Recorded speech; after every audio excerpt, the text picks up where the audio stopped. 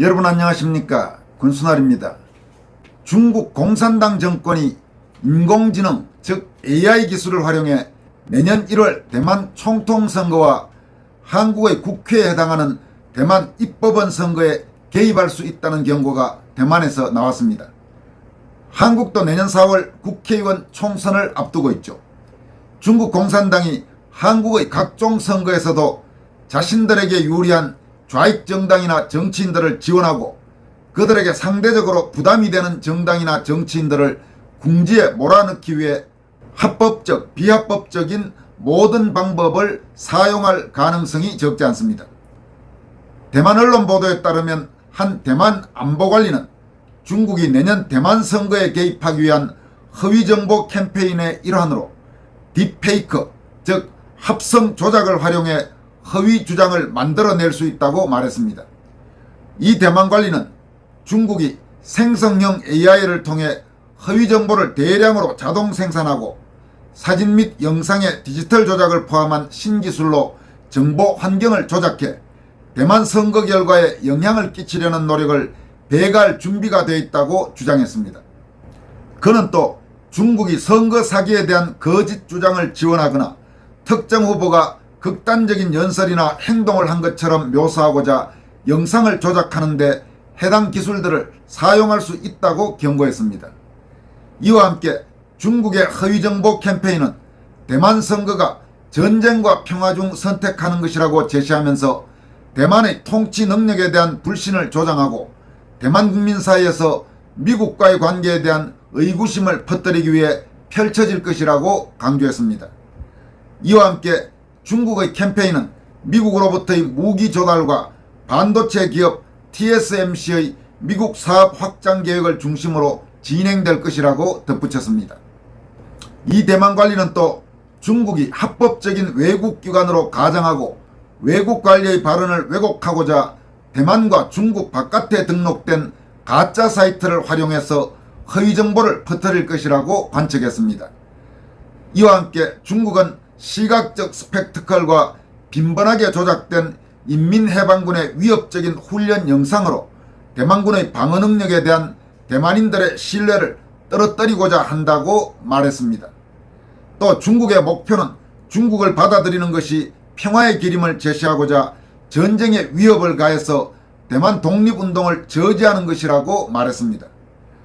이와 함께 대만의 국민들이 정부를 불신하도록 불화의 씨를 뿌리는 것도 중국의 핵심 노력이라면서 중국 선전가들이 소셜미디어에 원전의 단계적 폐지와 전기료 인상 등 대만 민생 문제에 대해 부정적 댓글을 달았다고 말했습니다. 지금 중국에서 이런 댓글 공작 같은 것들은 한국에서도 이미 오래전부터 많이 문제가 되고 있는 사항이죠. 실제로 중국의 지령을 받고 있는 한국 내 중국인들 혹은 중국 내에 있는 중국인들이 우리 포털들에 들어와서 자기들에게 유리하게 각종 댓글 공작을 많이 해왔다는 지적이 잇따라 나온 바가 있습니다. 이 대만 관리는 다만 중국 측은 노골적인 위협이 오히려 역풍을 불러일으킬 수 있다는 것을 알고 있어서 이번 달부터는 대규모 워게임이나 대만에 대한 경제 제재를 삼갈 것으로 보인다고 전망했습니다. 대신 현 대만 집권당인 민진당에 대한 여론을 조작하고 특정 정치인을 둘러싼 부정적인 내러티브를 만들어 민생과 경제 문제에 초점을 맞춰 대만 정치에 영향력을 행사하려 할 것이라고 덧붙였습니다. 차이잉원 총통이 이끄는 민진당은 친독립 성향으로 중국은 차이잉원 총통이 집권한 2015년 이후 대만과의 대화 채널을 닫아버렸습니다. 중국은 공식적으로 대만의 차기 총통 후보 중 누구를 지지한다고 밝힌 적은 없습니다. 그러나 중국은 민진당의 라이칭더 후보가 아닌 친중파인 제1야당 국민당의 허우유이 후보 당선을 기대하면서 차선책으로 제2야당인 민중당의 커원저 후보 당선도 염두에 두고 있다는 분석이 나오고 있다고 합니다. 그러니까 지금 내년 1월에 대만 총통 선거 또 대만 국회 선거를 앞두고 중국이 대만에 대한 사실상의 여러 형태의 선거 개입 가능성을 경고한 대만 관리의 발언인 것입니다. 한국에서도 우리 각종 선거에서 중국 공산당이 여러 형태로 개입하는 문제를 똑똑히 잘 보고 그리고 그에 대한 대책을 마련해야 할 것입니다. 다음으로 살펴볼 뉴스는 드디어 박영수에 대한 구속영장이 청구됐다는 소식입니다. 대장동 사건을 수사하고 있는 검찰이 이른바 50억 클럽 의혹을 받고 있는 박영수 전 특별검사와 양재식 전 특검보에 대한 구속영장을 청구했습니다. 대장동 비리에 대한 검찰 수사가 시작된 지 1년 8개월 만에 드디어 이 두 사람에 대한 구속영장이 청구된 것입니다. 서울중앙지검 반부패 수사 1부는 26일 박영수 전 특검과 양재식 전 특검보에 대해 사전구속영장을 청구하면서 특정경제범죄 가중처벌법 위반 혐의, 즉 수재 등의 혐의를 적용했다고 밝혔습니다. 검찰에 따르면 박영수 등은 우리은행 이사회 의장 재직 시절인 2014년 11월부터 12월까지 천화동인 4호 소유지인 남욱 변호사 등 대장동 일당으로부터 대장동 토지보상 자문수수료, 대장동 상가 시행이익 등 200억 원 상당의 이익 및 단독주택 2채를 제공받기로 약속했다는 혐의를 받고 있습니다.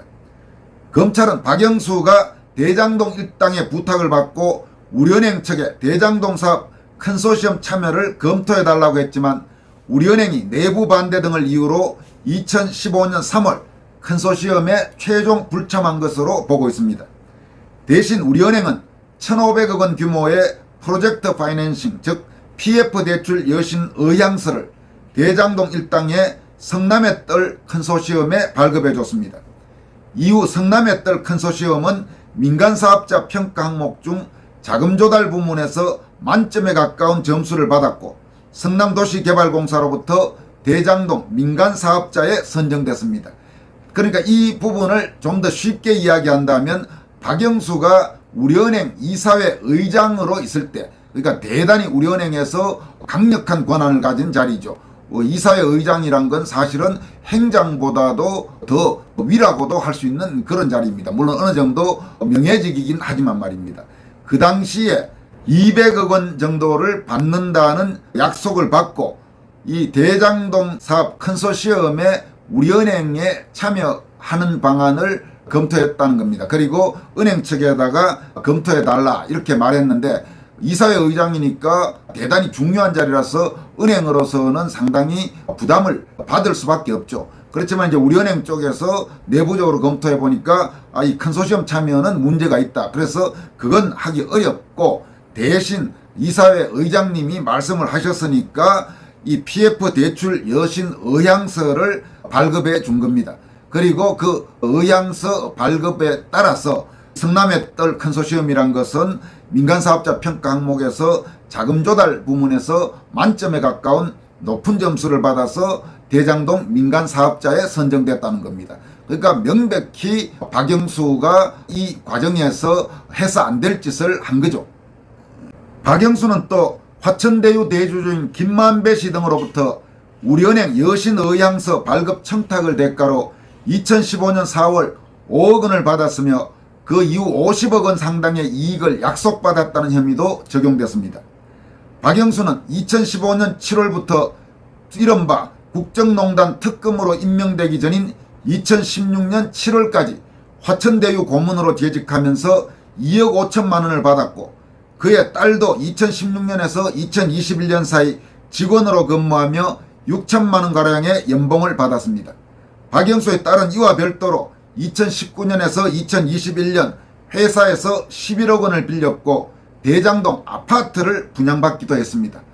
이런 박영수가 소위 박지원의 추천에 힘입어서 특검이 돼서 온갖 정의로운 척하면서 검은 돈 1원도 챙긴 적이 없는 박근혜 전 대통령을 무슨 뇌물을 받았느니 하면서 그렇게 한 겁니다. 이게 지금 여러분 말이 되는 이야기입니까?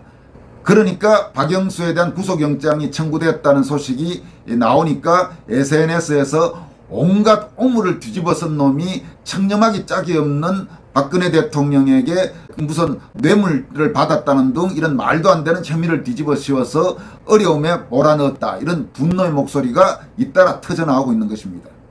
검찰은 박영수가 이사회 의장으로 있던 우리은행의 역할이 사업 컨소시엄 참여해서 여신의향서 발급으로 축소되는 과정에서 박영수가 약속받은 금품 규모도 당초 200억 원에서 50억 원으로 줄어든 것으로 의심하고 있습니다. 검찰은 박영수 전 특검과 양재식 전 특검보가 공모해서 2015년 대한변호사협회장 선거 당시 대장동 일당으로부터 선거자금 명목으로 현금 3억 원을 수수했다는 혐의도 구속영장에 적시했다고 합니다. 박영수는 2014년 말 대한변협회장 선거 캠프를 꾸린 뒤 이듬해인 2015년 1월 대한변협회장 선거에 출마했으나 낙선했습니다. 대장동 개발 사업도 2015년 초부터 본격 추진되기 시작했습니다. 검찰은 지난 12일과 20일 박영수의 최측근으로 불리는 양재식 전 특검보를 조사한 데 이어 지난 22일 박영수 전 특검을 소환 조사했습니다. 두 사람은 검찰 조사에서 자신들에게 적용된 혐의를 전면 부인한 것으로 전해지고 있습니다. 이제 문제는 이 검찰이 청구한 구속영장을 법원에서 발부를 할 것인지 기각할 것인지입니다. 그런데 만약에 같은 판사는 아니겠지만 과거 박영수가 특검을 하면서 온갖 정의로운 척하면서 박근혜 대통령을 수사하고 그리고 나중에 결국 법원이 박근혜 대통령에 대한 구속영장을 분명히 발부했습니다. 그런데 만약 박영수에 대한 구속영장을 기각한다. 그러면 그 구속영장을 기각한 판사는 앞으로 두고 역사에 아주 부끄러운 이름이 남게 될 것임을 엄중하게 경고하는 바입니다. 마지막으로 전해드릴 소식은 한국 군대가 좀 제대로 군대다운 군대로 달라지고 있음을 시사하는 그런 반가운 뉴스입니다. 강원도 고성 최전방 초소를 향해서 정체불명의 3명이 대형 오토바이를 타고 무단 침입을 시도해서 초병이 매뉴얼에 따라 공포탄을 발사해 이들을 제지한 것으로 밝혀졌습니다. 오토바이를 탄 괴한들은 공포탄을 쏘려는 초병의 총기에도 손을 대고 초병의 손목과 팔을 꺾으려 했지만 초병은 이에 굴하지 않고 자신의 업무를 제대로 수행했던 것으로 알려져서 눈길을 끌고 있습니다. 지난 몇 년간 한국군에서는 취객의 군 부대가 뚫리는 등 각종 경계 실패 사건이 이어졌는데 이 같은 느슨했던 한국 군대가 제대로 군대다운 군대로 긍정적으로 변모하고 있음을 보여주는 신호탄이 됐으면 합니다. 군 관계자들에 따르면 지난 25일 정오 무렵 강원도 고성 민간인 통제 초소 즉 민통초소에서 민간인 남성 3명이 할리 데이비슨으로 추정되는 대형 오토바이 2대를 나눠 타고 민통선 안으로 무단 침입을 시도했습니다. 당시 이곳을 지키던 초병은 출입이 제한된다고 고지했는데도 이들은 민통선 안으로 진입을 시도했던 것으로 알려졌습니다. 심지어 이들은 초병에게 욕설을 하는 등 위협을 가했다고 합니다. 이에 초병이 규칙에 따라 공포탄을 하향 발사하려고 하자 오토바이 괴한들은 초병이 공포탄을 쏠 수 없도록 방해했다고 합니다. 그러나 이 초병은 이런 이들의 팔을 제치고 규칙대로 공포탄을 바닥을 향해 2발 발사했습니다. 오토바이를 탔던 괴한들이 민통초소 이북으로 진입하려 한 정확한 이유는 알려져 있지 않습니다. 이들은 고성군 제진검문소를 찾아서 민통선 이북의 통일전망대에 가리는 것이라고 주장했다고 합니다. 이들은 군사경찰이 오토바이에 설치된 블랙박스 영상을 제출하라는 요청도 거부한 것으로 전해지고 있습니다. 군사경찰, 즉 옛날 이름으로 하면 군헌병은 이들을 초병 폭행과 근무방해 혐의를 비롯해서 무단진입 시도 의도가 무엇인지 등을 종합적으로 조사하고 있습니다. 육군은 오토바이 괴한의 민통선 무단진입을 제지한 초병에 대해 포상휴가를 주는 방안도 검토하고 있습니다. 이성준 합참 공보실장은 국방부 정례 브리핑에서 매뉴얼에 따라 정상적으로 무단진입 시도자들을 제지하고 신병을 확보한 초병에 대한 포상휴가를 검토하고 있다고 말했습니다. 이 같은 소식이 알려지자 온라인에서는 일요일에도 묵묵히 근무를 제대로 서는 대한민국 육군 든든하다. 초병에게 포상 확실히 해달라. 다시는 이런 일이 없도록 무단 진입 시도자들을 엄벌에 처해야 한다. 이런 여러가지 의견들이 올라왔다고 합니다. 군대는 군대다워야 그게 군대입니다. 아주 훈훈한 소식입니다. 여기까지 하겠습니다. 고맙습니다.